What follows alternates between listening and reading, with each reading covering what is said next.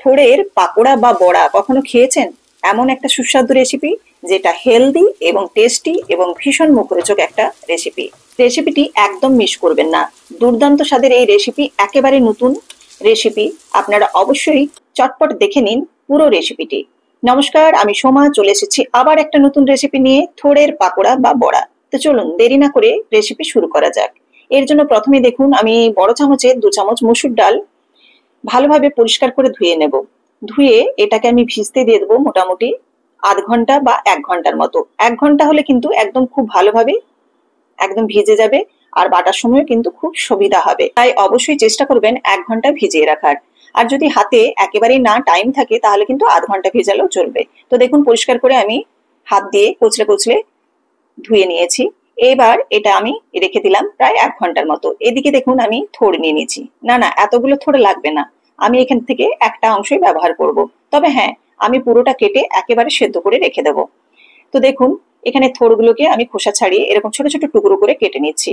আপনারা যদি থোড় কাটার full video দেখতে চান তাহলে অবশ্যই আমার ফেসবুক পেজে এবং ইউটিউব চ্যানেলে কিন্তু দেখে নিতে পারেন। বাকি যে থোড়ের আমি বিভিন্ন ধরনের রেসিপি দিয়েছি তার মধ্যে কিন্তু থোড় কাটার যে প্রসেস বা পদ্ধতি সেটা কিন্তু দেখানো আছে। থোড়টাকে আমি লবণ জলের মধ্যে দিয়ে দিয়েছিলাম, দিয়ে ভালোভাবে হাত দিয়ে চেপে চেপে জলটাকে বের করে নিলাম। এই যে কষটা বেরিয়ে গেল বেশ কিছুটা। এবার এর মধ্যে আবারও খুব সামান্য লবণ দেব, আর দিয়ে দেবো কালারের জন্য একটু হলুদ গুঁড়ো। হলুদ গুঁড়োটা দিয়ে একটু জল দিয়ে এই থোড়টাকে ভাপিয়ে নেব।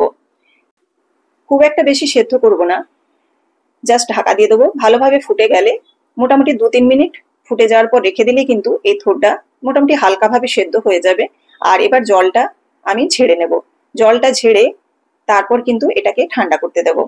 জলটা আমি ছাঁকনির মধ্যে ছেড়ে নিচ্ছি, আপনারা চাইলে কিন্তু যে কোনো ভাবেই ছেড়ে নিতে পারেন। দেখুন এখানে আমি কিছুটা আলাদাভাবে ঠান্ডা করতে দিলাম, আর বাকি যেটা আছে সেটাও আলাদাভাবে জল ঝেড়ে আমি অন্য রান্নাতে ব্যবহার করব।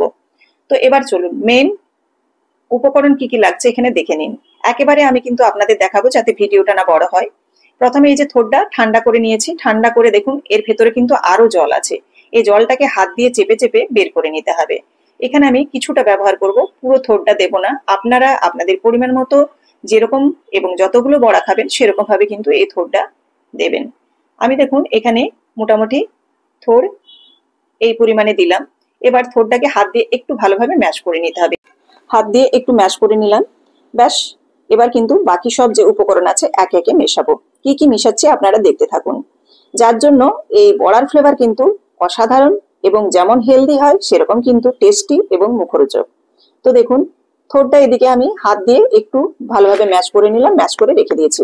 এদিকে মুসুর ডালটা যে ভিজতে দিয়েছিলাম 1 ঘন্টার মতো, সেটাকে জল ঝেড়ে আমি মিক্সিতে বেশ কিছুটা দিয়ে দিলাম। দেখুন ডালটাকে আমি একটু দরদরা করে পিষে নিয়েছি, খুব একটা মিহি পেস্ট বানাইনি। এবার এটা বাইন্ডিং এর জন্য দিলাম মুসুর ডালটা। আর এখানে এবারে দিয়ে দিচ্ছি রসুন কুচি আর কাঁচা লঙ্কা কুচি। এই রসুনটা অবশ্যই দেবেন, দেখবেন দুর্দান্ত একটা ফ্লেভার আসে। এবার দিয়ে দিচ্ছি এখানে আমি হলুদ গুঁড়ো কালারের জন্য, আর দিয়ে দিচ্ছি ড্রাই রোস্ট জিরে পাউডার আর ড্রাই রোস্ট ধনে পাউডার। এটা কাঁচা ধনে জিরে গুঁড়ো হলেও ব্যবহার করতে পারেন।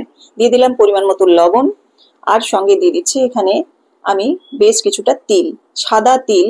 এখানে আমি 2 চামচের মতো দিচ্ছি। এটা দিলে প্রচন্ড একটা ক্রিস্পি ভাব আসবে, দেখতেও সুন্দর হবে, খেতেও কিন্তু দুর্দান্ত হবে। এবার দেখুন এখানে কালারের জন্য কাশ্মীরি লঙ্কার গুঁড়ো দিলাম। এটা কিন্তু পুরোপুরি অপশনাল, আপনারা চাইলে দিতেও পারেন বা নাও পারেন। এবার দেখুন এখানে দিয়ে দিচ্ছি খুব সামান্য চিনি, আর সুজি দিয়ে দিলাম 2 চামচ। ক্রিস্পি ভাবটা আরো যাতে ভালোভাবে আসে সেজন্য কিন্তু সুজিও এখানে 2 চামচের মতো বড় চামচের মিশিয়েছি। আর খুব সামান্য চিনি দিবেন, যেহেতু থোড়টার মধ্যে একটা কষা ভাব থাকে সেজন্য হালকা একটু চিনি দিলে কিন্তু টেস্টটা খুব ভালো হবে। এবার পেঁয়াজ কুচি বেশ কিছুটা দিয়ে দিলাম, অনেকটাই আমি এখানে পেঁয়াজ কুচি দিয়েছি। এবার বলি যারা নিরামিষ খাবেন তারা কিন্তু পেঁয়াজ রসুনটা স্কিপ করে যাবেন, আর হচ্ছে এর বদলে আপনারা হালকা গরম মশলার গুঁড়ো দেবেন। ব্যাস নিরামিষ তাহলে কিন্তু একদম সেম ভাবেই আপনারা করতে পারবেন এই দুটো জিনিস যদি বাদ দিয়ে দেন।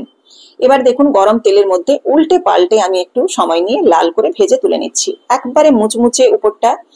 আর ভীষণ কিন্তু একটা টেস্টফুল এই রেসিপি, একদম মাংসের মতো একটা গন্ধ বেরোবে যেহেতু মসুর ডালটা দিয়ে আছে, সঙ্গে রসুন দিয়ে আছে।